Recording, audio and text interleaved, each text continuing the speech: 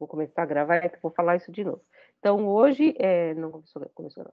Hoje, então, eu vou falar rapidamente do livro Lambda e fechar esse percurso pela ideia de metafísica ocidental, pela ideia de metafísica, que se dá na antiguidade, então a gente passou por esses autores, Parmênides, Gorgias, Platão e Aristóteles, desenhando um pouco esse caminho da metafísica, e também em aula passada eu marquei bem essa questão da distinção entre sensível e inteligível, que é uma marca da cisão, que é o desenho da metafísica ocidental, na visão, por exemplo, do Heidegger, de vários outros autores que a gente vai ver na modernidade. Então, a gente falou sobre isso a partir de Platão, mostrando, inclusive, como talvez Parmênides não deva ser lido por essa lente retrospectiva platônica, então, todas essas questões que a gente vai ver mais à frente. Então, a gente vai fechar hoje essa parte do Aristóteles, fiz de novo aquele resumo que eu vou passar para vocês de slide, tá? Eu coloquei todos os slides já lá para vocês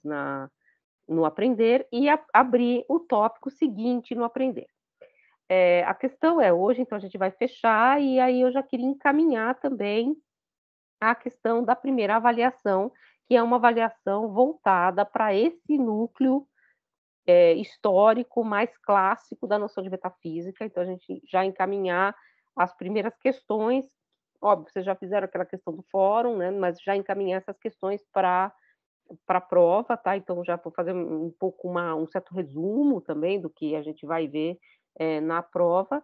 E aí, já a partir da semana que vem, a gente entra nesse próximo tópico. Então, a gente coloca a prova, conversa sobre a prova e entra no próximo tópico. Então, a gente já vai se encaminhando para a segunda metade do curso, essa parte do curso que a gente vai entrar agora, que é esse segundo tópico, não segunda metade, mas o segundo tópico, ele é mais sucinto, porque são poucos textos, e eu vou pontuar algumas coisas só, e para deixar, então, como eu tinha falado antes e agora para gravar, a parte da modernidade, da filosofia contemporânea, modernidade, né, da filosofia contemporânea, para deixar um tempo para a gente discutir metafísica do ponto de vista da questão contemporânea, né? Então, essa parte final do curso, tá? Então, e aí a gente teria ao final do curso um outro trabalho avaliativo que levasse em conta, então, essas outras duas questões, né, das outras duas metades do curso. Mas vocês vão ver, como eu sempre costumo fazer, a parte da avaliação que é mais trabalhosa e é aquela também com a qual a gente mais conversa, porque dá tempo de eu ler, devolver para vocês, tal, durante o curso, é essa intermediária. Afinal, eu comento tudo no Aprender, mas como isso acontece quando o curso já acabou, ela fica um pouco fora do desenho, do trabalho do curso, né? Porque uma coisa é a gente estar no meio do curso, vocês recebem uma avaliação e essa avaliação está dentro, né? Tá englobada nos processos do próprio curso. Depois, quando o curso acaba, você tem uma nota, uma avaliação que já está fechada, né? Então, eu acho que essa avaliação primeira, ela é sempre mais importante, né? Por causa do próprio desenho dos semestres da UNB, né? A UNB não dá um tempo para a gente corrigir o trabalho, vocês pegarem a resposta do trabalho e depois sai a nota. É tudo muito rápido no final do semestre. É uma contingência, um desenho da UNB que acaba também influenciando, num certo sentido, na própria questão avaliativa. Mas a gente faz, então, esses dois trabalhos e, entre esses trabalhos, a gente vai fazendo fóruns, né, para ir conversando, que são preparações para essa prova. Vocês vão ver que esse fórum do parricídio, que eu vou começar a comentar a partir da semana que vem, e aí eu vou estar comentando o fórum, vocês vão estar fazendo a prova, ele vai ajudar muito nas questões da prova. Então, vou começar agora, vou abrir aqui, tentar abrir a bandeja novamente e disponibilizar. Deseja gravar. Ixi, Prof, perdão. Diga. Você vai abrir ainda, né, o fórum sobre Aristóteles? Vou abrir ainda.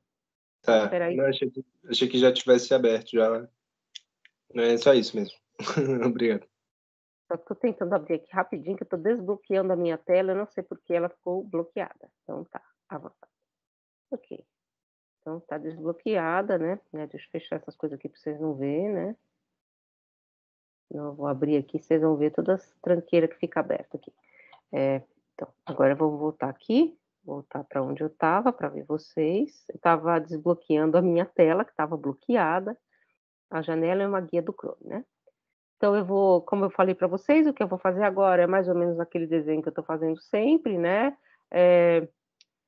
passando primeiro a gente faz uma aula, eu faço um resumo dessa aula e a gente vai para a próxima aula, então fica sempre esse resumo.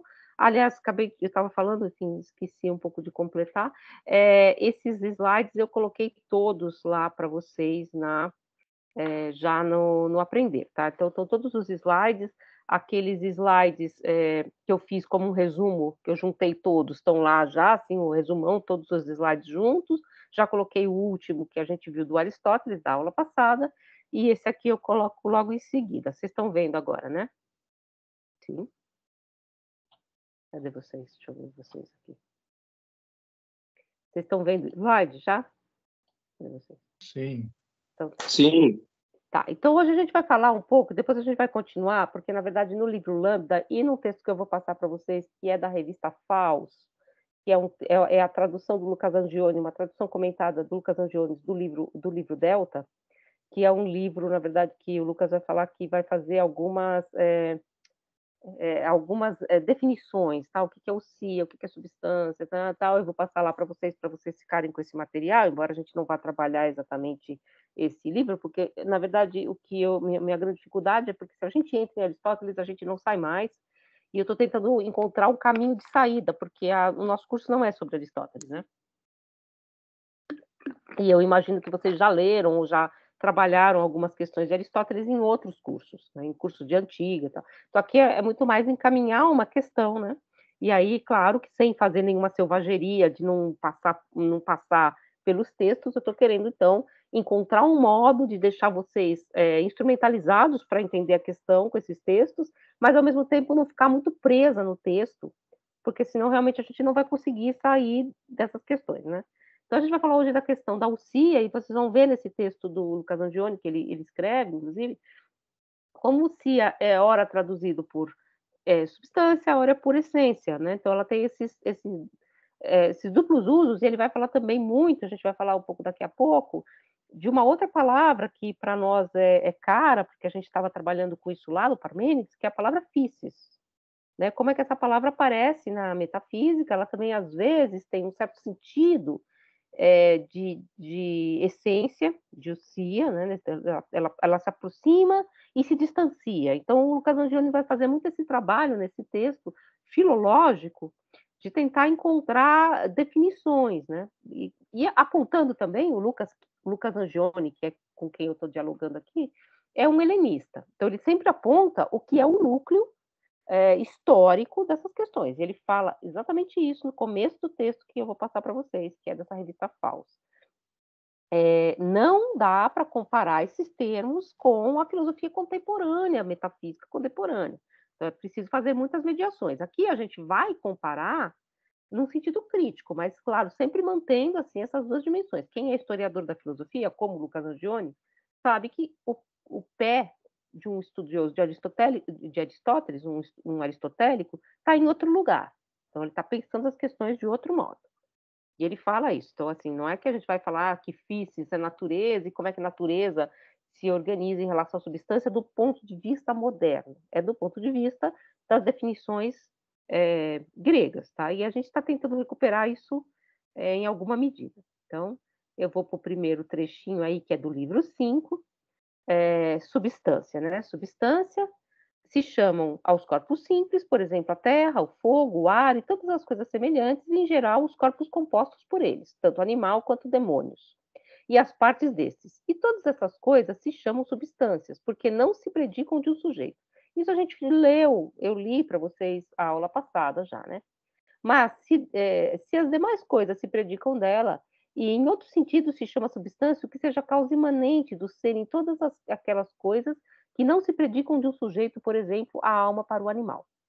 Então, aqui já existe uma espécie de duplicidade da noção de substância. Substância é aquilo do qual se predicam os acidentes, que porta, portanto, os predicados, e ela é o sujeito desses predicados, né? mas é também aquilo que é a causa imanente do ser de alguma coisa, como a alma para um animal, porque dizer que a alma é o ser do animal é dizer que animal é aquilo que tem alma, é a essência do animal, é quase como a própria definição desse ser animal, é aquilo que é animado. Então, também tem essa noção de essência. Ademais, a essência, cujo enunciado é uma definição, também se chama substância de cada coisa. Assim, pois, resulta que a substância se diz em dois sentidos: o sujeito último, que já não se predica de outro, ou seja, aquilo que é separado em si mesmo, e o que, sendo algo determinado, é também separável. E é de tal forma, e é tal a forma e a espécie de cada coisa. Aqui tem uma questão também, eu marquei esse sendo algo determinado, porque a gente está nesse caminho também desde o começo, né? A gente viu a questão do to em Parmênides, que é uma partícula arcaica para esse algo, aí o ti, né, que aparece no sofista, né, aqui você diz algo sobre algo, né, algo, e aqui, novamente, essa determinação. Então, você tem que pensar algo que é separado, e esse algo que é separado precisa possuir qualidades, porque não existe nada separado que não possua qualidades, que não possua um número, que não possua uma localização, e se há modos diversos de dizer essas relações, elas não se dizem ao mesmo tempo, no mesmo lugar. Então, você tem relações verdadeiras ou falsas que podem ser mutáveis, que podem mudar, desde que elas não sejam incompossíveis, elas não se deem ao mesmo tempo. Então, esse algo que é algo determinado. E aí eu peguei a parte em grego, isso tudo fica para vocês também, tá? Então, que eu acho que é essa questão que é interessante, né? Aqui aparece o hipokeinon, né? Que é aquilo que é o que porta, né? Os acidentes, deixa eu colocar direito aqui, que senão vocês vão ficar com toque, que nem eu, né? Que porta os acidentes. Aqui aparece também a palavra zoon, né? Vida, né? E ele vai falar também mais para frente, que foi exatamente o que eu marquei, o to de ti, o que é determinado, né? O que é algo determinado. Esse to de ti, algo determinado, é muito importante no que a gente vai ver agora, na diferenciação mais clara da relação platônica, dessa ideia platônica, tal como é criticada por Aristóteles, é exatamente essa ideia de que nós estamos em Aristóteles sempre em algo que é algo determinado. E esse algo é sempre esta substância. Tá? E aqui no final também assim, ekaston, morphon, morfé e eidos, né? Que é aqui, vocês viram aqui como está traduzido, espécie, a forma, eidos, e a morfé, e eidos, a espécie de cada coisa. Então, as coisas têm a sua forma e a sua espécie. Então ele vai falar dessas questões, e eu coloquei aí o Todeti para vocês, e eu acho que fica todo essa parte para vocês também fazerem essa comparação das questões, né? O SIA, né? Como está dito aqui, substância, é traduzido aqui por UCI, é a tradução aqui de UCIA. E aí eu continuo. As ciências especulativas, então, para Aristóteles, elas dividem-se entre a física, como eu falei para vocês, aquela que cuida dos seres móveis, a matemática, aquela cujo cerne é o imóvel, mas não separado da matéria e dos acidentes, a matemática que é o tal, é o número, e a ciência primeira, a filosofia, que versa sobre os seres separados e imóveis. Esse ser imóvel e separado é aquilo que subsiste em si mesmo, que é a noção de substância. Eu não estou pensando, portanto, nessa ciência primeira, no ser em relação à mobilidade, como na física. Né? Eu estou pensando nos seres separados e naquilo que faz esses seres separados serem o que eles são. E aí eu trago aqui essa questão da metafísica, novamente, do livro 7. Por isso, poder-se duvidar se andar, estar são e estar sentado significam cada um ser. Por que andar, estar são e estar sentado não significam um ser? Isso é muito interessante, tá? Parênteses, já que a gente falou um pouco disso, dessas questões de outros modos de conceber o mundo, tal. Vocês sabem que há modos da língua, da linguagem, que pensam sim que o mesmo ser, quando ele anda, quando ele está sentado, quando ele está parado, é e não é o mesmo. Vocês têm palavras diferentes para dizer o ser sentado e o ser andando. O mesmo ser, o mesmo animal, por exemplo. É uma questão, né? Aqui a gente tem uma outra construção, que é a construção de que existe um sujeito, né? Existe um algo que é o agente de uma ação, ou o paciente de uma ação, ou aquele que porta os acidentes, os predicados. Essa é um pouco a relação que está dada aqui, que é estudada por essa ciência primeira. E ele continua, e é o mesmo em qualquer caso semelhante, né? Pois nenhum deles tem naturalmente existência própria, não existe separado, não existe o andando, o estar são e o estar sentado separado. Estar são, andar ou estar sentado, existe em relação a algo que é anterior, que é o sujeito dessas ações, né? E aí ele vai dizer, né, nenhum deles tem existência própria, nem podem separar-se da substância. Embora possamos dizer que é ser o que anda, o que está são e o que está sentado. E esses parecem mais seres porque há algo antes que lhes serve de sujeito determinado. E esta é a substância ou o indivíduo, o que se manifesta em tais categorias. Então, essa ideia da substância, como também é aquilo que existe em si e por si. E aqui, novamente, eu coloquei a questão da ousia, né? Todo sim, eusia, cai, to, cacá e castou, né? Que está ali marcado em negrito, em branquito, né? Porque fica um branco mais escuro aqui, né? A ousia, que é a palavra substância, né? E o ecasto, aquilo que é o indivíduo, o separado.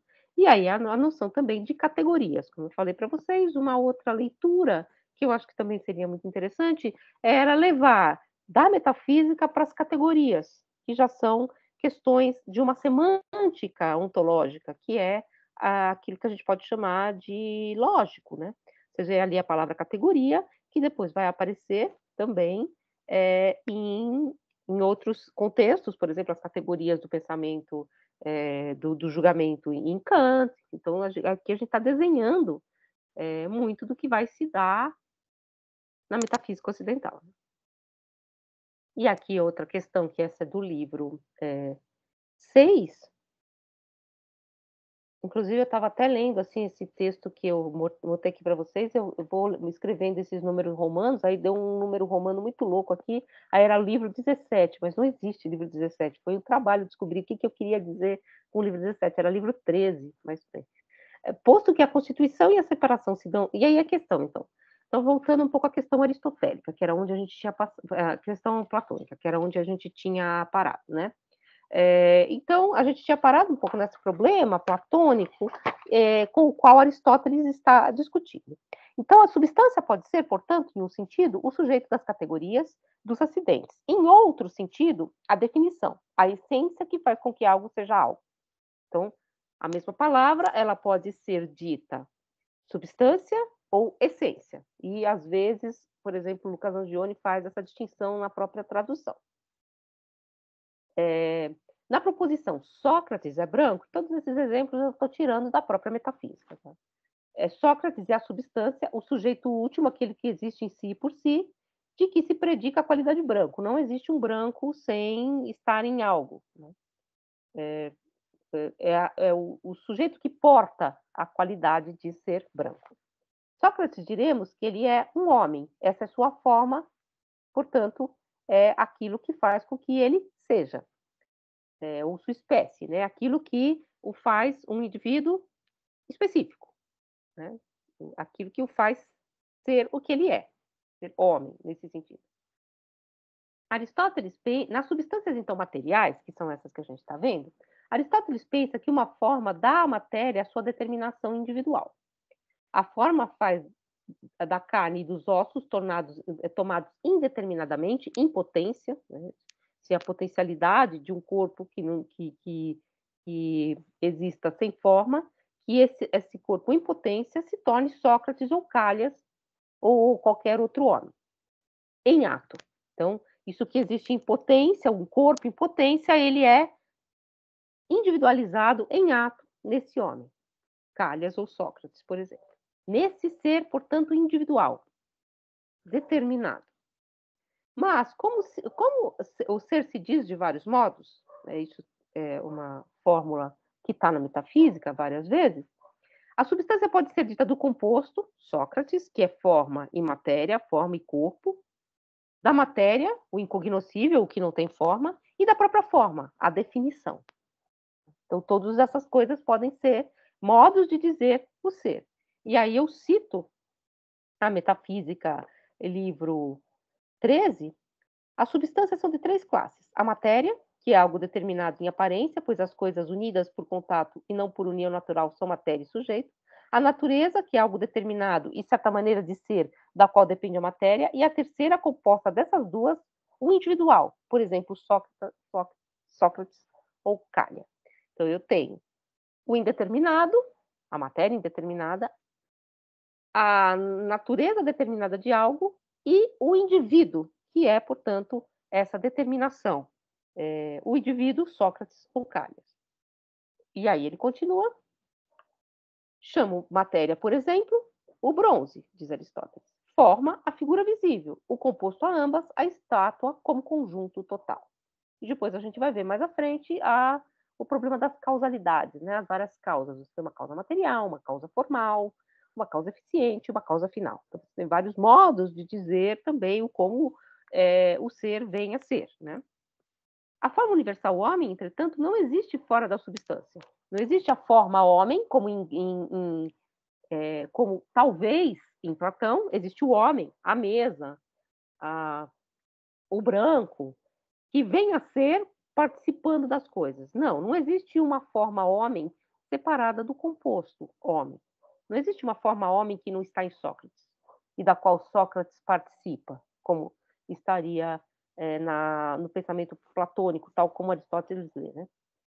A forma universal homem, entretanto, não existe fora da substância. A indeterminação matéria que induzimos a partir do conhecimento de vários homens é apenas no logos, é apenas no pensamento, é apenas num modo de intelecção. E aí voltamos para aquela questão que a gente viu lá no Reale.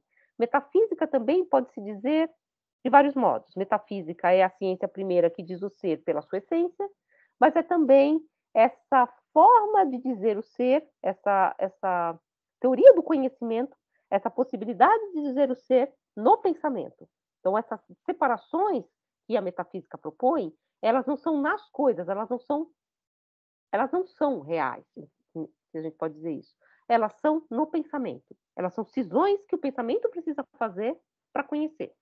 Então, portanto, aquela noção de metafísica, que o Reale diz que, ao fim e ao cabo, elas se reúnem, aquela noção de metafísica como gnosiologia, como teoria do conhecimento, como possibilidade de conhecer. Né? E, continuando, a forma universal homem, entretanto, não existe fora da substância, como eu disse para vocês. Elas são, portanto, no discurso. Nada no mundo sublunar, que é esse mundo que existe, esse mundo da matéria, subsiste realmente sem matéria. E aí ele diz, as coisas que são múltiplas em número têm matéria, pois o enunciado de muitos e do uno é o mesmo, por exemplo, o de homem, embora Sócrates seja uno. Do mesmo Sócrates, dessa substância sensível, podemos induzir os universais e também os acidentes. E aí eu vou para esse trecho que está aí. Posto que a constituição e a separação se dão no pensamento, mas não nas coisas, e o ser nesse sentido é um ser diferente daquele em sentido próprio, pois o pensamento suprime ou separa a quantidade, a qualidade e a quantidade ou alguma outra coisa. Então, por isso que eu posso dizer do ser que ele é múltiplo, ele é uno, né? E eu posso dizer várias coisas do ser porque eu separo no pensamento. Isso não significa que no ser isso está separado. Devemos omitir o ser como acidente e o ser como verdadeiro, pois a causa do primeiro é indeterminada e a do segundo alguma afecção do pensamento, e ambos se referem a outro gênero de ser. Então, e a gente vai ver daqui a pouco como isso fica em grego. As qualidades, as quantidades são na substância, como dizemos que o marrom é na mesa, pois a mesa subsiste por si mesma, mas não a sua qualidade de ser desta ou daquela cor, deste ou daquele tamanho. Nenhuma ideia de marrom ou de grande existe fora da substância mesa. Então não existe a ideia de grande ou a ideia de mesa fora da mesa. Substância que também nunca é desprovida de acidentes, não existe a mesa em si. É sempre esta mesa, é sempre alguma mesa, é sempre uma mesa determinada, que ou é marrom, ou é grande, ou é pequeno, ou é branco, ou não é branca. Não existe a mesa na ideia de Deus, como né, a cama, né, no caso da argumentação platônica, que vem a ser no mundo numa multiplicidade de camas que têm qualidades diversas. Né? A substância não é uma ideia de mesa, é uma coisa individual da qual abstraímos no discurso, né, no pensamento, as qualidades, marrom, grande, etc., e universal, a quantidade, o ser mesa. Tá? Então, essa abstração ela é feita no pensamento, não nas coisas. E continuando, então, assim, a substância pode ser o perecível quando definida pelo composto, ou eterna quando pela definição no logos.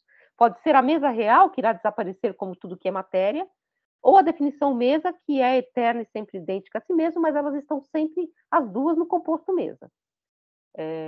Não existe uma forma de mesa universal que é indestrutível e as mesas perecíveis participam dessa forma, né? Forma pode ser universal quando dizemos que é a forma homem, ou particular se dizemos forma do composto Sócrates.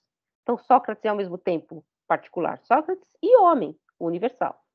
E os compostos podem sofrer mutações, já que, como já foi citado, Aristóteles divide o ser também em ato e em potência. Então, o que está em potência, pode estar em potência e ainda não estar atualizado. Então, pode vir a ser, né? Uma determinada transformação, um determinado vir a ser, pode estar em potência em um ser, sem que com isso fiquemos abandonados ao devir, ao fluxo do contraditório, que pode ser e não ser, e reputa o mesmo e não o mesmo, como a gente viu em Gorgias e também viu no Sofista, quando ele passa em revista essas várias formas de pensar o ser. Se A se transforma em B, se Sócrates morre ou gera um outro homem, é porque A continha em potência B e Sócrates a mortalidade e a geração. Não há contradição nessas passagens. Não ferimos esse princípio, portanto, né? Porque o que é deixa de ser. Não, o que é não deixa de ser. O que é carregava já essa corrupção como algo em potência. Ou a geração de um outro homem em potência. Você não gera algo que não estava em potência anteriormente. Nada é gerado do nada. Isso a gente vai ver depois na própria argumentação das meditações metafísicas, né? Então, nada pode ser gerado de algo que não o contenha de algum modo. Porque senão eu estou prevendo que coisas surgem do nada, brotam e não tem nenhum tipo de relação com o que veio antes e foi a sua causa. Ou, se vocês quiserem, na causa precisa estar contido, pelo menos em potência, todos os desdobramentos do efeito. Né? Não posso ter o efeito, por exemplo, o efeito filho de Sócrates, ele está contido em Sócrates. Né? Sócrates não gera, por exemplo. Tá cortando? Não, né? Tá dando para ouvir de boa. Tá, é porque a minha coisinha começou a ficar reloginho aqui, rodar. Então, Sócrates não pode gerar, por exemplo, Nossa, eu ia falar uma coisa muito estranha. Mas Sócrates não pode gerar uma flor, para não ficar uma coisa que ia ficar meio bizarra demais. Porque ele não tem em potência a capacidade de gerar uma planta. E, portanto, ele tem menos na causa, Sócrates, do que estaria no efeito planta, porque ele não tem a planta em potência. Então, é isso que Aristóteles desenha nessa relação de causalidade. E aqui eu coloquei, diga. Tem outra explicação que ele dá no livro 4 para fugir, digamos, dessa encruzilhada heraclitiana, né, do devir, que ele vai dizer que a mudança segundo a quantidade e a mudança segundo a qualidade não são a mesma coisa. Isso. E aí ele continua, ora, concedamos que segundo a quantidade as coisas não permaneçam, mas nós conhecemos todas as coisas a partir da forma. E aí, por causa disso, eu fiquei pensando várias coisas, né? Lembrei até do argumento do Descartes da cera, né? Sim, sim. Mas eu fiquei pensando também que, tipo, dá uma impressão de que Aristóteles não tá tão distante assim de Platão, né? Tipo, no próprio Sofista tem o estrangeiro chama lá, né? Os amigos da forma, né? Tipo, acho que Aristóteles seria um dos amigos da forma, né? Por pensar dessa forma, por pensar por meio Da forma, né? dessa separação, né? Entre sensível e inteligível. Então, legal o seu exemplo, é bem isso mesmo. Mas o que o Aristóteles está dizendo? Eu não digo da mesma coisa ao mesmo tempo, duas coisas contraditórias, né? Então, eu não digo ao mesmo tempo que a coisa é e que a coisa venha e que ela se corrompe, né? E quando eu digo que o composto se corrompe, o que se corrompe é o composto e não a forma homem. Que está no composto, mas ela está no composto, essa forma. Que a diferença, acho que dos amigos da forma, é que essa forma está fora, né? Ela não existe fora do composto, sabe assim? Então, só existe o composto homem, aí eu vou falar de um jeito meio Tomás de Aquino, tá? Porque eu, na verdade, estudei primeiro Tomás de Aquino, depois Aristóteles, né? Então, assim, é o composto assinalado, este homem. É a matéria assinalada pela forma. A matéria indeterminada, primeiro que ela é incognoscível, a matéria indeterminada, e depois ela está sempre na determinação, isto. Então, eu tenho Sócrates, eu não tenho o homem em geral, nunca. Só que Sócrates é, ao mesmo tempo, matéria, e essa matéria se corrompe, e essa matéria ela está na multiplicidade, então eu posso dizer, segundo a quantidade ou segundo a qualidade, eu posso dizer esse ser de vários modos, e, ao mesmo tempo, dizer que a forma homem, ela é incorruptível. Sem dizer que essa forma fica externa ao composto, sabe? Se ela está no composto. É um pouco essa questão também que eu vou trazer aqui para vocês a leitura de um aristotélico bem famoso, que é o David Ross, né? Enfim, eu acho que vocês já vão ouvir falar, é um clássico de leituras do Aristóteles, que ele diz que não existe nada fora das substâncias, né? Não existe forma fora da substância.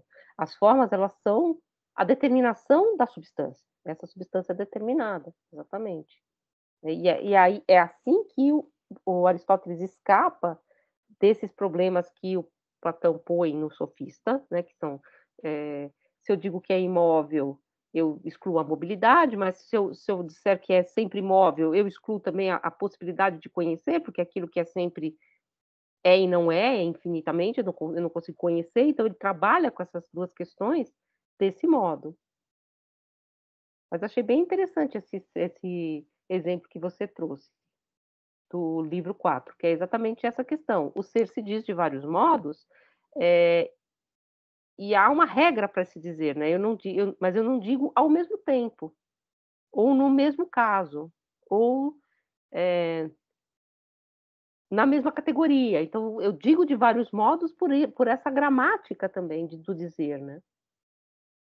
E aí, só pegando aqui essa coisa em grego, né, que eu falei que é a separação do pensamento, então é a diaeresis na dianoia, então é no pensamento e não nos pragmase, nas coisas, tá? Não no pragmata, nas coisas, que se dá essa separação. E aqui eu coloquei só porque vocês falaram na aula, né, que a gente falou que não pode mais, um pouco essa questão da separação que se dá no pensamento e não nas coisas. Claro que é um modo de ler o Aristóteles, porque ele diz é que nas coisas mesmo, a forma e a matéria, elas estão juntas, sempre, e indistintas, porque a determinação disto, este algo, todo ti, isto, a cuididade da mesa, que faz com que a mesa seja essa mesa, ela é nas coisas indissolúvel, mas ela é separada no pensamento. Então, no pensamento, você faz, portanto, um certo passo de mediação abstrata, né, em relação a essas coisas. Isso não é um cachimbo. Depois tem todo o livro do Foucault em torno disso, né. Bom, então as qualidades, as quantidades que não são na substância, né, elas são na substância.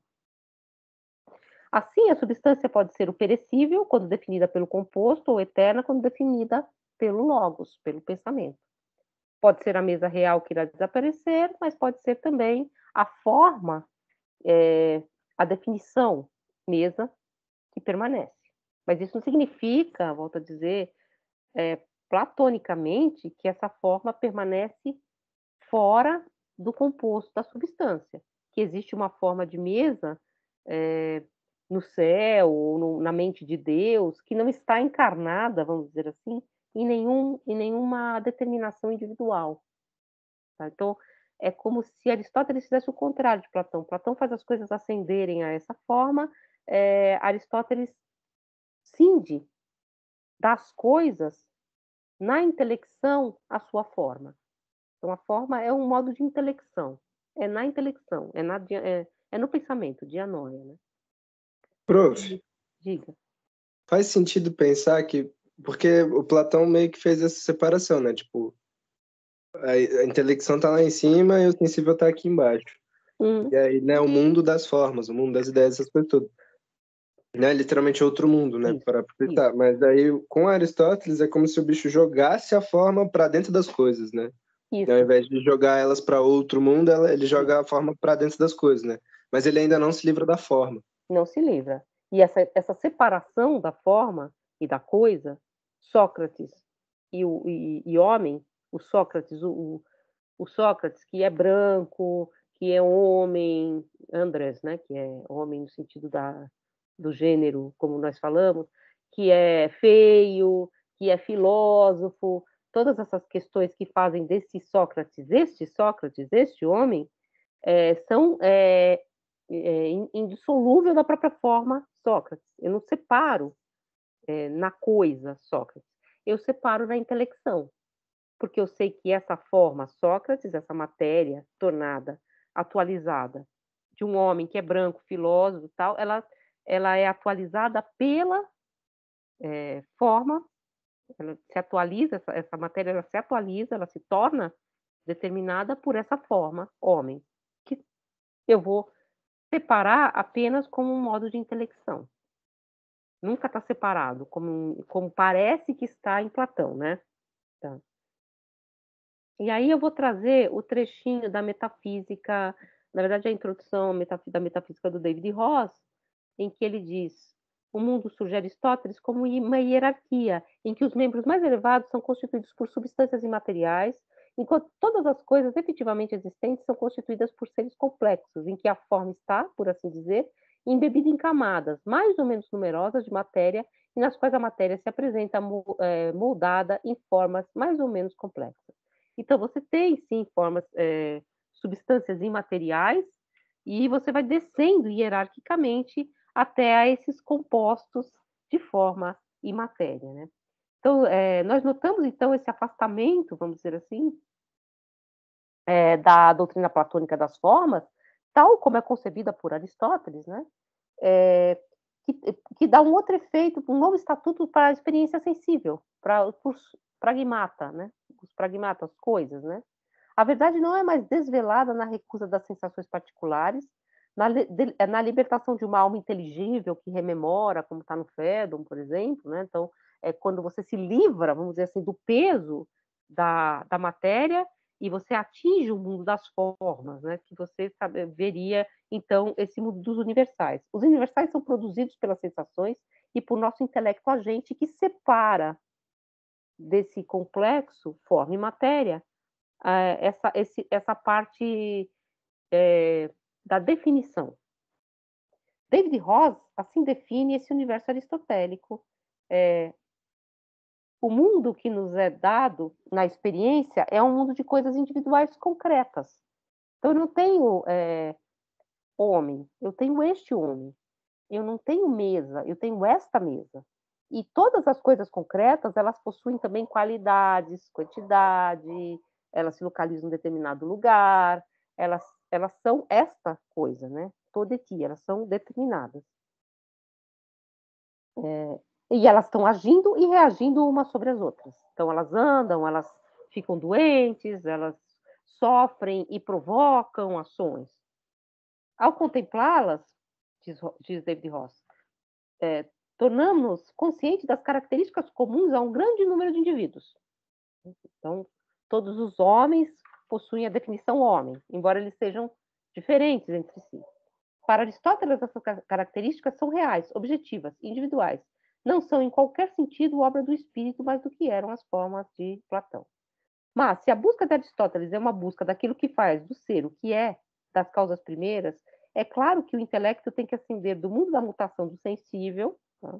Dessa esfera da mutação material, até as esferas não materiais e imóveis, até o motor imóvel, até a causa primeira. Então, você tem uma ascensão. Aristóteles acredita na existência de substâncias não materiais por uma indução lógica das causas e dos efeitos, até chegar a uma causa primeira, a um motor primeiro.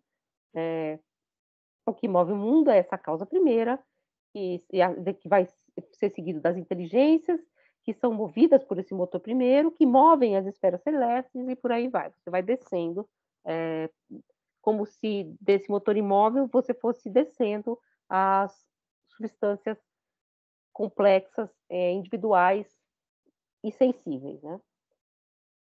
Então, esse mundo... E aí, continuando aqui também... O que move o mundo é Deus, a causa primeira, seguida das inteligências, que, movidas pelo motor primeiro, movem as esferas celestes. Na sequência lógica dessa cadeia está a razão humana, que é capaz de existir fora do corpo após a morte do indivíduo, mas ela só está encarnada no indivíduo quando ela está, enfim. Nesse sentido, então, é o que o David Ross vai dizer, que o mundo aristotélico não é cindido como o de Platão, mas hierárquico.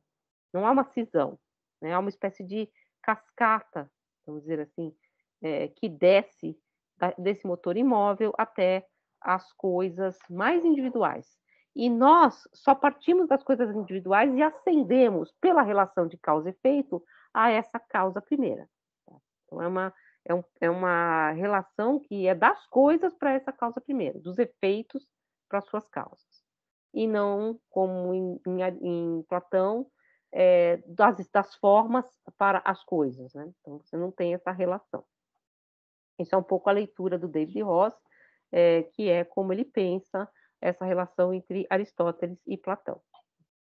E volto aqui, isso aqui é um pouquinho o final da última aula, né? Que eu tentei falar um pouquinho dessa relação Platão-Aristóteles, né? Então, isso é um pouco repetido, né? Que eu já falei. Vou parar de compartilhar, voltar aqui com vocês.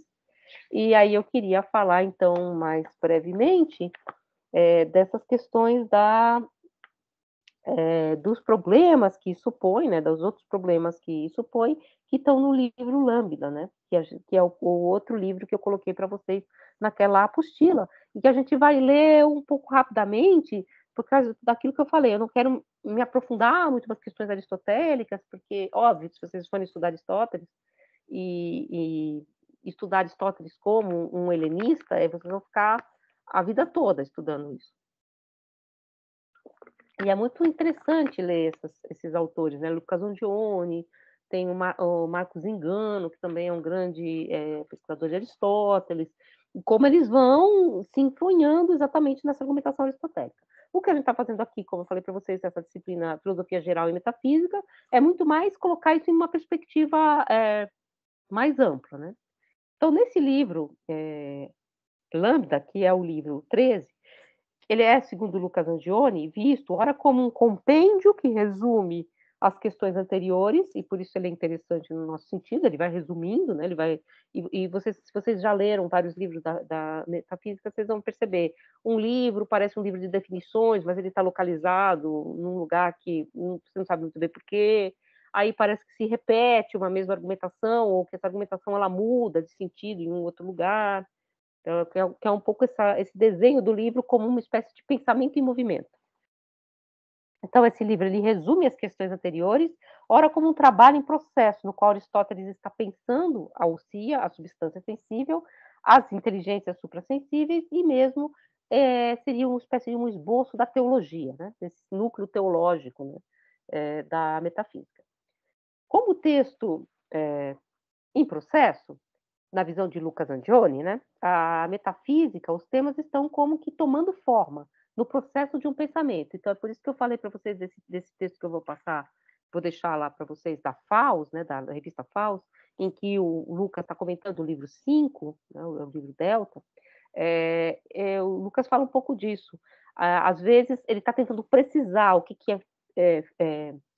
é físicos, e às vezes ele precisa aqui e ali, parece que o movimento do pensamento leva para um outro lugar, ou quando ele precisa a noção de ousia, então ousia é ao mesmo tempo essência e substância, e o próprio Aristóteles está tentando definir essa distinção. Então, um pouco essa questão também do livro da metafísica, que é um pensamento em movimento. Daí a construção elíptica e muitas vezes contraditória, confusa do texto. Confusa, não sei se é uma boa palavra. Né? Ela é elíptica, né? Do capítulo 1 ao capítulo 5 desse livro, a gente tem um argumento sobre o sia e o vir a ser pelos princípios e causas. Tá? Então, a filosofia primeira, vale lembrar, como a gente já falou, é a filosofia dos princípios e das causas, né? Arqué e Aitias, né? Então, dos princípios e das causas. É a relação entre as causas e os princípios e efeitos. Então, do livro 1 ao livro 5, o capítulo 1 ao capítulo 5, vocês encontrariam essas questões. O capítulo 5 em diante vai falar sobre a teologia. O capítulo 8 é um capítulo obscuro sobre a tese do número das substâncias e a atividade do puro pensar. O capítulo 10 é sobre o princípio supremo. Né? E aí ele vai falar, então, dessas questões, um pouco fazendo um certo desenho desse livro. Né? Então,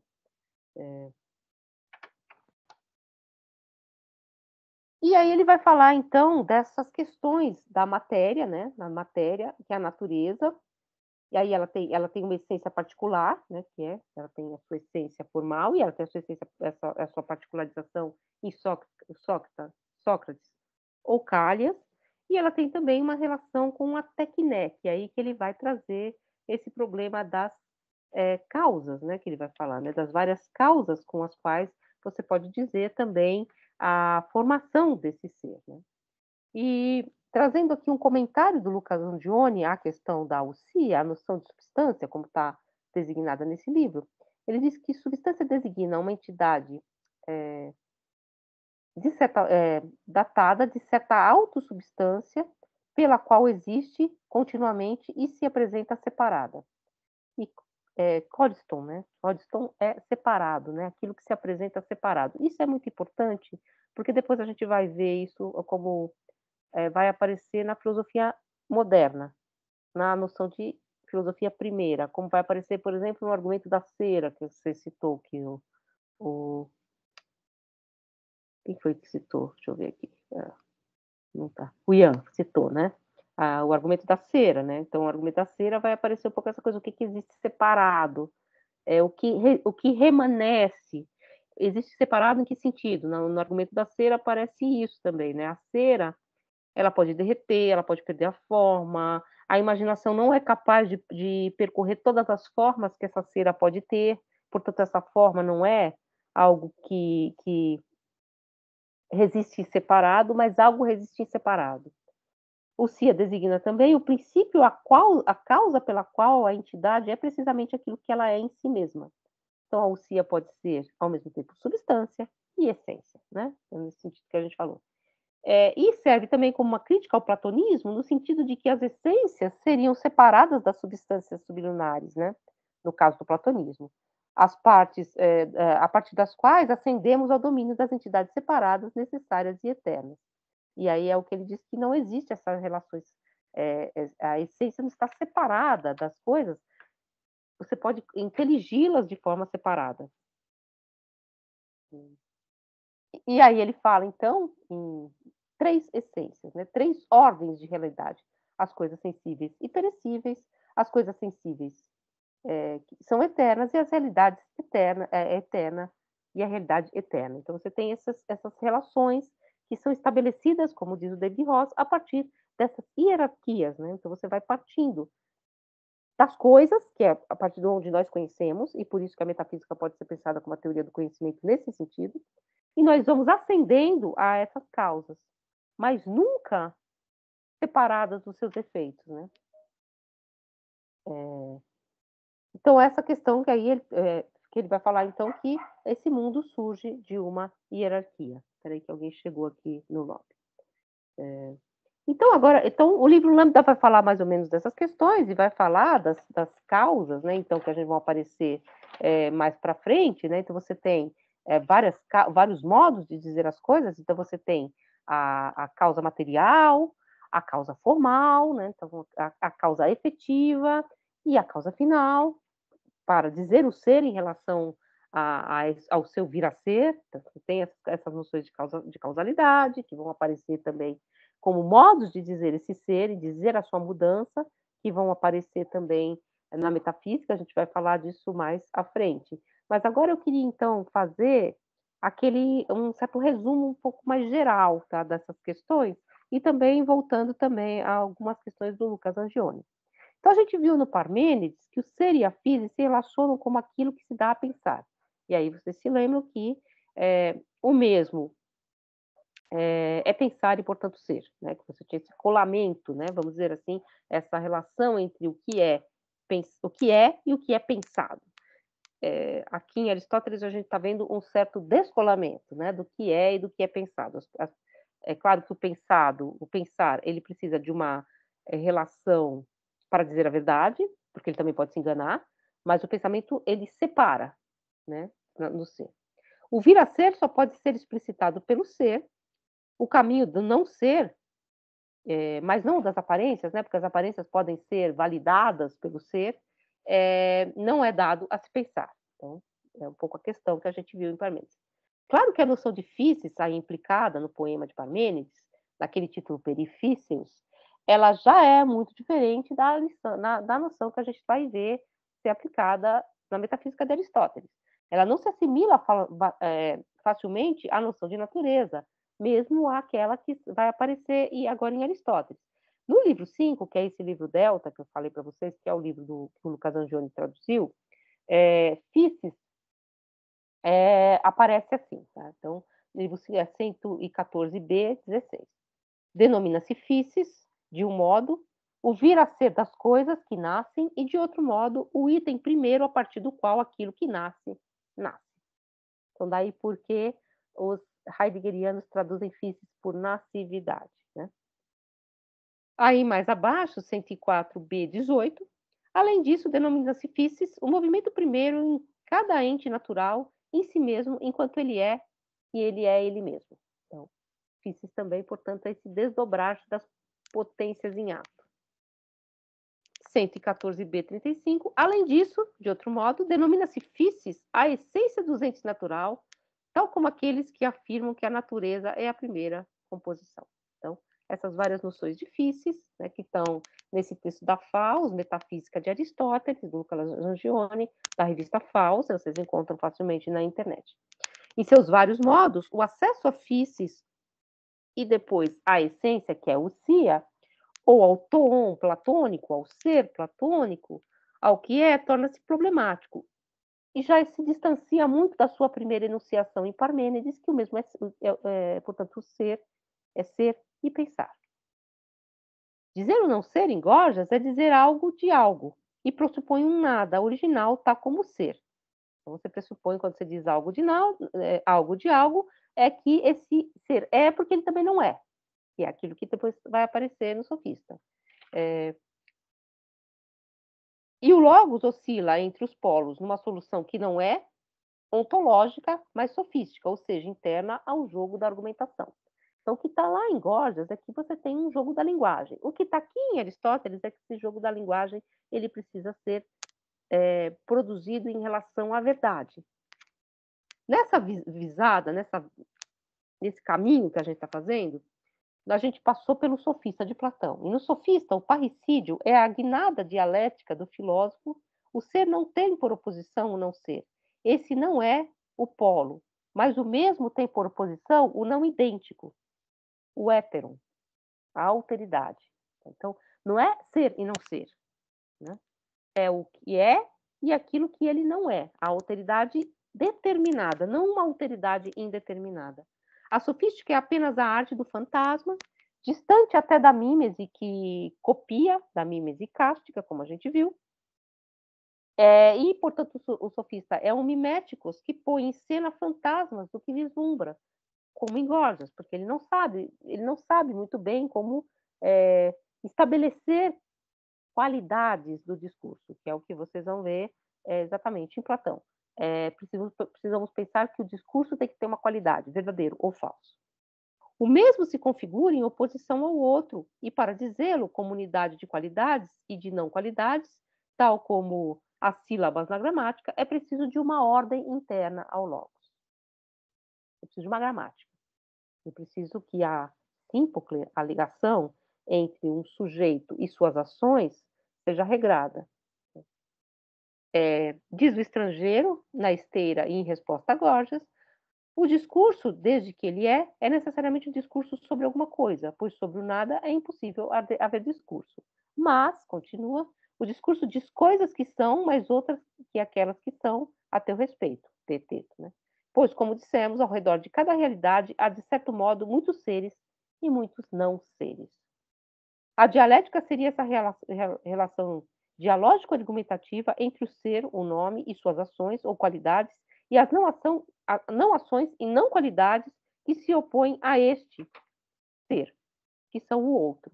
Então, é ser e não ser em Parmênides, e aqui a gente está entrando no mesmo, no outro, algo que não é alguma coisa, todo de ti, tá? Algo determinado. Esse algo é isto porque não é aquilo. E aí, o que o Aristóteles vai fazer? Vai categorizar, vai estabelecer regras para não cair em contradição ao dizer esses vários modos dessa relação de alteridade do ser com o que ele é e com o que ele não é. Em Aristóteles, como escreve Lucas Angiones, essa premissa platônica de se afastar de uma ontologia eleata, né, da ontologia parmenidiana, o parricídio de Platão, portanto, quando vocês vão ver lá no Sofista, em direção a uma semântica ontológica, ou a ser como uma unidade focal de significação, nos dizeres de Orwell, né, que é um outro aristotélicos, uma unidade focal de significação. Então, tem um foco, né? E essa unidade é aqui, nessa qualidade, nessa quantidade, deste modo. Ela pode mudar, ela pode ser outra em uma ou outra situação.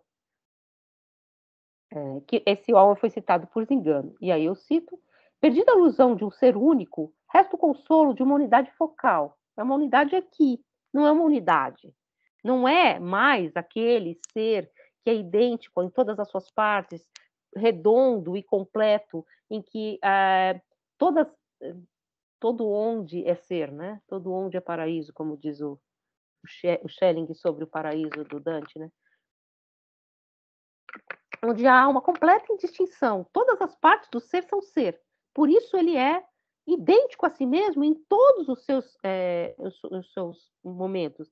Por isso que ele não tem partes, ele é bem redondo, né? Que é aquele ser eleata, né? Aquele ser de Parmênides. Aqui não, o que sobra não é esse ser único em si mesmo, mas um ser único na sua determinação. É uma unidade focal.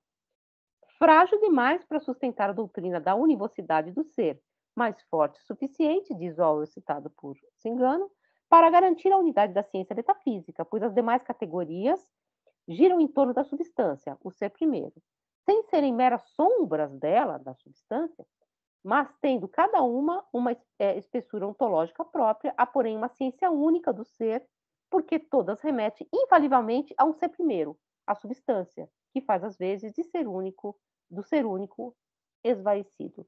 Então, aquele ser de Platão que é, e o ser de Platão é a própria physis, aqui é um ser determinado. Então, é um ser de Platão esmaecido. Isso está, se vocês quiserem ler essa citação, num texto do Marcos Zingano, por isso que eu citei o Zingano, Dispersão Categorial e Metafísica em Aristóteles. Está na revista Discurso, a revista 33, a revista de 2003. Tá? No livro Gama, como a gente leu, Aristóteles mostra unidades e as possibilidades de uma ciência primeira, das relações de concomitância, das qualidades e quantidades e temporalidades do ser. Então, conforme eu digo esse ser, eu não digo ao mesmo tempo coisas contraditórias dele, mas eu posso dizer dele coisas que, colocadas em momentos distintos, podem ser contraditórias. Então, algo que pode deixar de ser, pode se corromper, pode mudar de cor, né? Enfim, eu sou jovem, posso ser velha, eu sou jovem, ótimo. Eu sou velha, não posso ser jovem, né? Bom, eu sou baixa, né? Como vocês viram, que a gente comentou muito isso, né? A gente nunca se viu aí, quando a gente se encontrou, a gente nem sabia quem era quem, né? Porque vocês são bolinhas para mim, eu sou uma bolinha para vocês também. No livro Gama, então, como a gente leu, a gente viu essas temporalidades, a ciência dos princípios e causas mais elevadas, que é essa ciência. Existem outras ciências? Sim, existem outras ciências que dizem o ser em outras relações. Relações não tão essenciais, como a matemática, a física, que diz o ser na mobilidade, a matemática que diz o ser pelo número. Então, existem vários modos de dizer o ser. Nesse livro, na metafísica, né, esta ciência, essa semântica se explicita pela concomitância segundo o princípio de não contradição. Então, a concomitância, ela deve ser pensada sempre em não se criar contradição nessa unidade focal, não numa unidade completa, redonda em si mesmo. Tá? O livro Epsilon investiga as possibilidades dessa ciência em relação aos seus predecessores, principalmente Platão e a teoria das formas, que foi a que a gente viu nessas últimas aulas, e as ideias separadas das coisas. E o livro Lambda, que a gente acabou de comentar, põe em ação essa possibilidade de vir a ser tudo aquilo que está em potência, né, na matéria, se tornar forma e se tornar algo. Vir a ser a sua forma, inteléquia, e se tornar algo. Então, disso você essas potências não atualizadas que vêm a se tornar atuais, este composto. Matéria e forma não são variáveis ou perecíveis, mas sim algo que delas se compõe, um certo isto determinado. E é o logos que separa, ou a dianoia, o pensamento. O si é sensível e mutável, que é essa substância que carrega essas potências. A usia não sensível e ativa, e a usia imutável e eterna. E elas convivem nesse composto.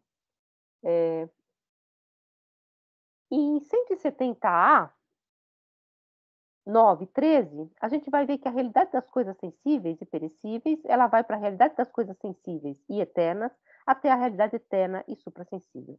É exatamente aquela hierarquia que vai saindo das coisas para uma intelecção da forma. E a inteléquia é essa a força conformadora interna aos seres que desdobra as suas potências em algo. Isto. Então, a inteléquia é a força da forma, que dá à matéria essa determinação. Aristóteles escreve que as coisas são por causas ou princípios diversos, no livro 5. Elas podem ser por sua matéria, o que é, por sua forma, como é, pela arte ou natureza que faz vir a ser, pelo que é possível que seja, ou pela finalidade, para o que é. E aí são as várias causas. É o exemplo que ele dá, né, da estátua, né? Enfim. A estátua, ela tem uma causa, que é a matéria, né, ilé, né? Que ela é, por exemplo, de bronze. A maior parte das esculturas gregas são de bronze. Ela tem essa matéria, bronze, ela é tornada forma, que é a própria escultura, a escultura de Hércules, por exemplo. Essa escultura tem uma causa eficiente, algo que é uma arte, uma tecné, algo que fez que ela pudesse se tornar da matéria forma, que é Policleto, ou o artista, ou o artífice. E ela tem também uma causa final, que é ser uma escultura de Hércules para o culto ou para existir no templo. Então, essas causalidades, elas são modos de dizer também a ilé, a matéria, a morfé, a forma, o telos, a finalidade, e aquilo que faz o movimento vir a ser, que é a tecné. Né? O ser é o ponto fulcral, então o ser se diz de vários modos nesse sentido. Para o qual, ou pelo qual, seus princípios se reúnem. E o ser pode ser pensado o ser pode ser dito de vários modos pela intelecção a partir de princípios ou causas diversos. Eu posso dizer que a escultura aí, por isso, voltando àquela figura que eu acho super legal, eu devia ter deixado para Aristóteles, do Kosuth, que vocês podem usar na sala de aula se vocês quiserem. É uma caixa, ela é de vidro, ela é transparente, ela está vazia, e ela é tudo isso no mesmo ser, que é a unidade fulcral desses elementos, né. Então, você pode dizer que ela é de vidro, que é a sua causa material, por exemplo, né. Que ela é uma caixa, que é a sua causa formal. Que ela está vazia, pode ser no sentido a sua finalidade, né, o seu que ela foi construída de algum modo, é a sua causa eficiente. Então você pode dizer do mesmo ser fulcral nessa unidade determinada, algo, várias coisas. Não há, pois, uma exposição imediata do pensamento do ser, né, o ser em si, o mesmo é pensar e, portanto, o ser, mas uma mediação pela dianoia, pelo pensamento, que separa no composto suas causas e princípios inteligíveis em níveis diversos daqueles embebidos na matéria até as essências suprassensíveis. Então, o pensamento vai separar nessas coisas com as quais nós convivemos, os pragmata, né, as coisas, os vários níveis. A intelecção, o pensamento separa. Do ponto de vista que nos interessa aqui, o discurso filosófico passa a se constituir como uma rede capaz de mediar as multiplicidades do ser. Vocês percebam que a gente está indo cada vez mais em direção a um dizer o ser e não ao ser, né? O ser que é idêntico a si mesmo em todas as suas partes. Como diz o Zingano nesse trecho que eu citei para vocês, é como se o ser único tivesse se esmaecido e tivesse sobrado uma espécie de consolação, que é um ser único focal, esse ser determinado, essa determinação. E já não mais o ser, a físis também passa a ser pensado como esse vir a ser do ser, né? Não existe mais uma físis única, idêntica a si mesma em todas as suas partes. E então, do ponto de vista que nos interessa, o discurso filosófico passa a se constituir como essa rede capaz, essa ontologia semântica capaz de mediar a multiplicidade do ser, cada vez mais no formato de um método, né, um modelo de dizer esse ser, cada vez mais também externo ao objeto, na intelecção, cada vez mais se afasta, vai para o logos, que é aquele que faz vir a ser a essencialidade. Aristóteles separa formas de dizer. Há aquelas que se articulam como verossimilhança, aquelas que são epidíticas, que são aquelas que se relacionam em relação ao belo, há aquelas que se relacionam com a afirmação e a negação, que são aquelas relacionadas à filosofia, há o discurso declaratório, que é o discurso, enfim, apofântico, né, que é esse discurso do verdadeiro ou falso, mas há vários outros modos, modos de usar o logos. Há, por exemplo, como eu disse para vocês, o modo epidítico. Qual que é o modo epidítico? É o modo do belo, da exposição. É o modo da arte. O gênero epidítico depois vai ser um gênero da retórica, né? Então a gente vai mostrando aqui como se cria, isso a gente vai ver no Heidegger depois, um logos apofânticos. É o logos do verdadeiro ou falso. É o logos da filosofia, que não é o logos da poesia, que não é o logos da oração, que não necessariamente é o logos da política, tá? Que é um logos retórico, a qual corresponde uma lógica, que é uma metafísica da substância e do acidente, ou em forma lógica, um sujeito e um predicado, e essa decisão metafísica será depois tomada de forma a buscar uma abertura originária por Heidegger, como a gente vai ver, que é exatamente a posição criticada por Adorno. Você tentar saltar fora dessa mediação do pensamento para um ser, aquele ser completo em si mesmo de Parmênides, né? O próximo módulo, então, é que a gente vai ver a questão da filosofia moderna, mas sempre apontando para esses problemas que eu quis mostrar aqui para vocês. Eu quis fazer esse resumo, como eu falei para vocês, porque eu estou pensando já agora em colocar as questões da prova. Eu posso lê-las aqui com vocês, se vocês quiserem, para a gente já pensar o que que vocês. Eu vou colocar ainda, tá, essas questões, elas estão aqui comigo, não coloquei no ar, tá? Então, as questões teriam, então, a ver com isso que a gente leu, tá? Com isso que a gente acabei de comentar agora. Então, seriam 3 questões, tá? A primeira diria, para você explicar o texto abaixo, que é o texto do Tratado de Melisso, Xenofante e Gorgia, que é o Tratado do Não Ente, pois o não ser é não ser, não menos que o ente. O não ente seria, com efeito, o não ente é não ente, assim como o ente é ente, de modo que são, mas não mais que não são as coisas efetivas. Esse seria o primeiro trecho que vocês iam comentar. Aí depois, na segunda questão, comente entre o mesmo e o outro, tal tom e o heteron, a partir do seguinte trecho do sofista. Assim, cada forma encerra uma multiplicidade de ser e uma quantidade infinita de não ser. E, a partir da leitura dos livros da metafísica, explique o comentário de David Ross, que a gente acabou de ler. O mundo surge a Aristóteles como uma hierarquia em que os membros mais elevados são constituídos por substâncias imateriais, enquanto todas as outras coisas efetivas existentes são constituídas por seres complexos, em que a forma está, por assim dizer, embebida em camadas mais ou menos numerosas de matérias, e nas quais as matérias se apresentam moldadas em formas mais ou menos complexas. Essa seria a terceira questão. Essas seriam, então, as 3 questões que eu vou postar lá para vocês daqui a pouco. Vocês gostaram das questões? Vocês acham que não rola? O que vocês acham? Silêncio. Essa primeira aí ficou meio complicada, não? Explicar o ser que não é ser, que é ser, que não é. Meio confuso. Que é o do Tratado do Gorgias, né? Na verdade, vocês podem recuperar questões do Parmênides, se vocês quiserem aqui, né? Comparar já com Platão, porque, na verdade, dá para ligar as 3 questões, né? Assim, embora essa questão do David Ross seja muito mais em relação ao Aristóteles, mesmo uma leitura sobre Aristóteles, né?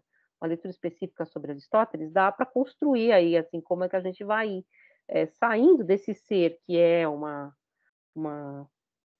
ou uma coisa indizível, porque é o que o Gorgias diz, né? Se é incognoscível, e se é cognoscível, não é dizível. Como é que eu vou não só inteligir, né? Tornar cognoscível esse ser, como também dizê-lo, né? Em que níveis, que é um pouco o passo que a gente está dando em relação a Aristóteles. Mas eu posso reformular, se vocês não gostaram dessa primeira questão. Posso colocar uma coisa mais comparativa, né? Talvez, ou com Parmênides, ou com o próprio Platão. Não sei, acho que é melhor ler assim a prova mesmo, absorver as questões para ver como é que uma possível resposta pode ser feita, né? Sim, sim. Então eu vou colocar lá para vocês lá no fórum, tá? Deixa eu ver aqui, novas mensagens. Eu peguei o bonde andando hoje. Então, hoje, então, o que a gente fez, fechando um pouco aqui também a questão, eu fiz aquele resumão da aula passada, aí a gente fez uma passagem muito, não superficial, que eu diria, muito esquemática pelo livro 13, tá? A gente só esquematizou um pouco as questões, vocês têm o livro lá para ler, porque na verdade a gente demoraria muito tempo nesse livro, né? E não é exatamente o foco da gente, né? Esse livro Lambda, que é muito importante, tá? Então, vocês vão ver todas essas questões lá. Só que aí a gente entra em muitas questões filológicas, porque o livro é organizado de determinado modo, tá? Aí a gente passou então por essas questões. Eu falei para vocês que eu vou colocar lá como textos de apoio, tanto esse texto do Marcos Engano sobre a questão categorial em Aristóteles, quanto esse texto da Faust, que é um texto do Lucas Angione. Eu geralmente segui a tradução do Lucas Angione, que é a que está com vocês, só que essa tradução que eu coloquei no slide, porque eu não tinha essa tradução do Lucas Angione, ele não traduziu todos os livros, né? É a tradução da edição da metafísica do David Ross, né? essa é uma outra tradução, tá? É uma outra tradução, que também é uma tradução boa, e vocês têm também aquela tradução do Reale, tá? Que também pode comparar. Então, não é só a tradução do Lucas Angione, mas como eu fiquei um pouco próximo ao Lucas Angione, vou colocar esses dois textos para vocês também, para vocês seguirem. Então, foi um pouco isso que eu quis fazer hoje, num certo sentido, fechar essa primeira parte do curso, que é essa parte sobre a filosofia antiga. E sempre apontando, que foi o que eu tentei fazer agora no final, essa questão, a gente vai voltar a isso várias vezes, tá? Então não se preocupem que ficou superficial, que é o nosso problema. O nosso problema não é exatamente ler Aristóteles, tá? Mas a gente leu, claro. Aristóteles como um helenista leria, porque eu nem daria conta, evidentemente, mas sim apontar para esse problema, que é exatamente a crise da metafísica, tal como ela aparece para Adorno, para Heidegger. Qual é essa crise? Heidegger diz que a gente precisa superar a metafísica. Superar a metafísica é pular fora dessas mediações do logos apofânticos, né, do logos aristotélico, da cisão metafísica platônica. Então, nós temos que ir além. E esse além é também um aquém, né, porque é um antes, né, é um não Platão. Né? Então, é não entrar nessas distinções. E é se pôr num terreno mais originário, que é o que ele vai propor no Parmênides. E é o que a fenomenologia propõe, a crítica que não toda a fenomenologia, mas a crítica que o Adorno faz à fenomenologia é um pouco essa. As coisas mesmas, ou seja, escapar da mediação racional, mas você faz isso como? A partir da razão. E é o que o Adorno vai apontar. É possível abandonar essa perspectiva problemática que está posta por Platão, por Aristóteles e por toda a questão da metafísica, que é exatamente essa mediação entre conceitual, né, e pelo pensamento entre sujeito e objeto, e esse ser que é sempre mediado pelo conhecimento, por uma racionalidade, não é escamotear, diz o Adorno, num movimento como o do Heidegger, não é escamotear que esse movimento que se faz para fora da metafísica é feito a partir da mesma racionalidade metafísica que se está criticando? Então, são questões que a gente vai tentar ver, claro que a gente não vai tomar nenhum tipo de partido, mas a gente vai ver esse problema posto, né? Assim, esse problema que é um problema da noção metafísica contemporânea. Isso tem a ver com aquela ideia de conhecimento imediato, conhecimento imediato? Sim, sim. Esse salto para um conhecimento imediato. Porque o que estaria, o mesmo pensar e, portanto, ser, é uma espécie de imediaticidade, né? Um pensamento E é isso imediato que Heidegger quer.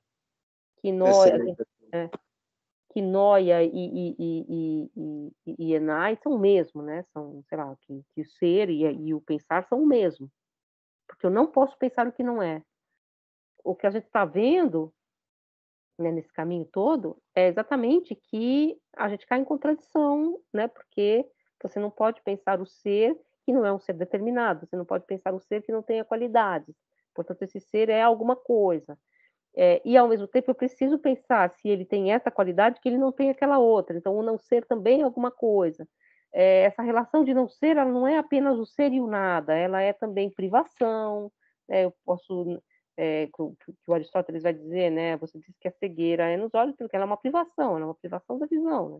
Ela não é ela é algo que deveria estar lá e não está, né? Então, essa questão também de que modos você diz essas relações.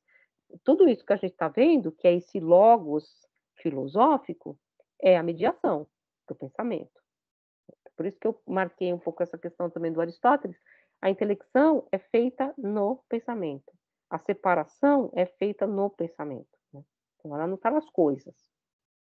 É claro que aqui há uma relação, uma relação forte entre as coisas e o pensamento. Tá? Não é a cisão moderna, né?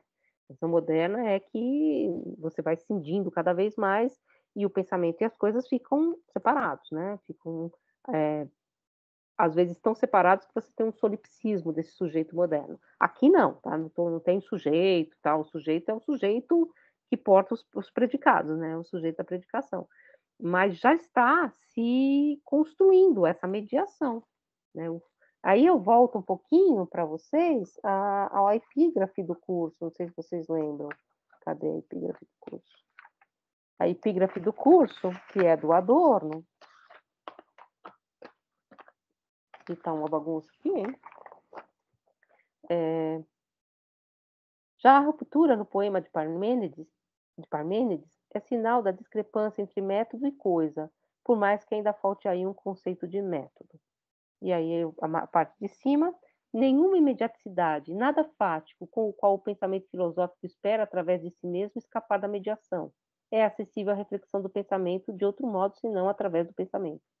Foi isso que a metafísica pré-socrática do ser registrou e transfigurou ao mesmo tempo no verso parmenídico, segundo o qual ser e pensar seriam o mesmo, algo que com isto também já desmente naturalmente a própria doutrina eleata do ser como absoluto, para uma metacrítica da teoria do conhecimento. Né? Então, e ele vai falar em seguida, Parmênides e Platão eram cientes da maldição, que é a maldição da mediação, que eles estavam descobrindo, que eles estavam propondo. Então não tem essa questão. Né? Você pode dizer que a mediação não está dada ali ainda, completamente, mas ela já se pronuncia. Não dá para dizer que o poema de Parmênides é anterior a essa mediação. Então, mas aí o que o Heidegger vai fazer é exatamente o movimento de tentar pensar desse modo, né? Escapar dessas determinações históricas que foram sendo postas, né? Vocês têm muitas questões, né? Enfim, aí vocês voltando um pouco agora também para o material que eu propus lá para as oficinas, que vocês podem usar ou não. Eu coloquei ali a noção de substância, né? Substância é o que porta acidentes, nessa acepção aristotélica, tá? Então você tem algo que é e que porta as transformações, né? Tal. Embora você tenha substâncias simples e substâncias compostas, né? Hoje em dia, tal, que a gente como está na química, mas essa noção, né, que é a noção de que é algo último, a substância simples, por exemplo, que é algo que é em si mesmo, né? Por exemplo, o átomo, o oxigênio, é uma substância simples. Né? É uma construção, é um modelo de ciência que tem, óbvio, que guardadas muitas mediações históricas, uma referência a essa metafísica, né, ocidental, a esse modelo.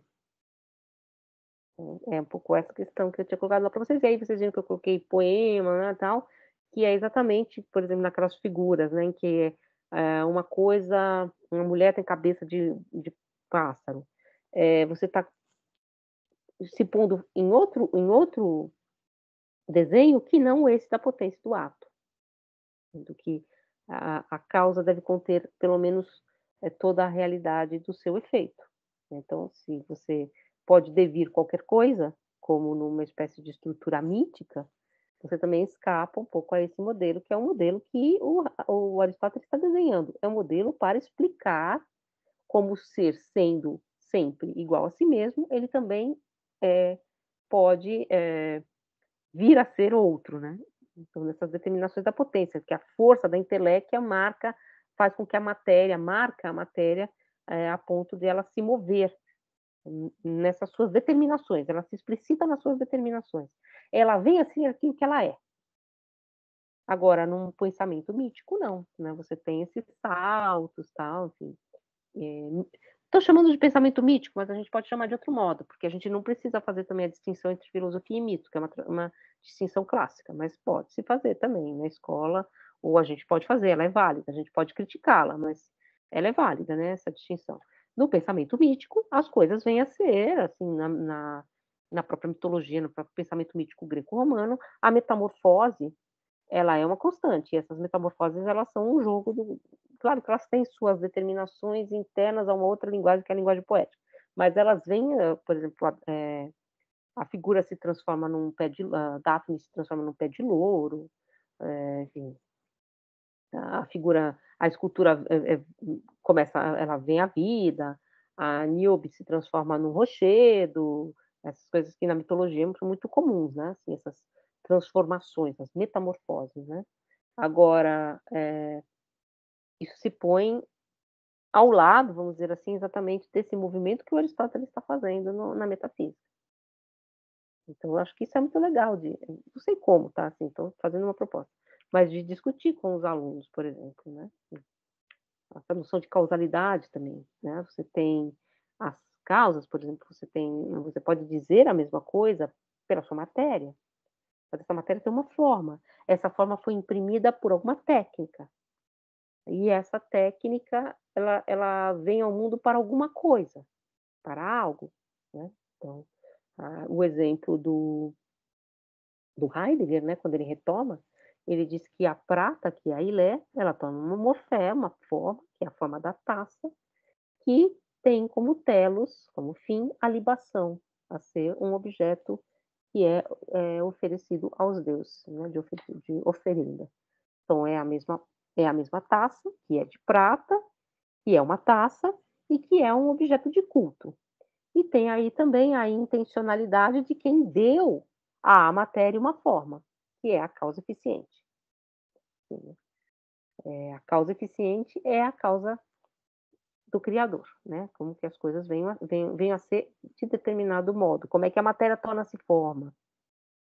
E a causa eficiente precisa conter em potência a capacidade, né, os modos de fazer com que essa prata se transforme numa escultura. A mesma coisa, a prata ela carrega a molabilidade, é uma palavra muito complicada, mas as potências de se transformar, ela de vir a ser forma de uma taça, né. Então ela pode vir a ser uma outra coisa, sim, mas ela pode também vir a ser taça, né.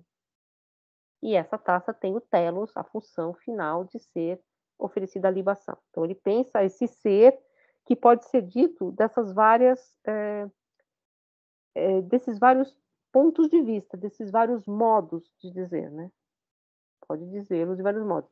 Eh, Você pode olhar, por exemplo, um objeto de prata e ver ali apenas prata, apenas matéria. Você pode olhar e ver apenas forma, a taça. Você pode olhar e pensar, antes de tudo, na sua função, o oferecer-se aos deuses. Ou você pode pensar primeiro no seu vir a ser, na técnica, né, que está empregada, na arte, se vocês quiserem, que está empregada nesse objeto. A fenomenologia, parênteses, né, depois vai fazer muito esses movimentos, né, você pode olhar um quadro, uma obra de arte, um objeto artístico, e ver apenas linhas, né. Agora você pode ver nessas linhas, eh, o os quatro cavaleiros do Apocalipse, esse exemplo é do Russell, né. E você pode ver nesses quatro cavaleiros do Apocalipse a mão de Dürer, né, que é o artista. E você pode ver aí uma finalidade, né, dizer alguma coisa, ou seja, você tem várias visadas para o mesmo, percebe?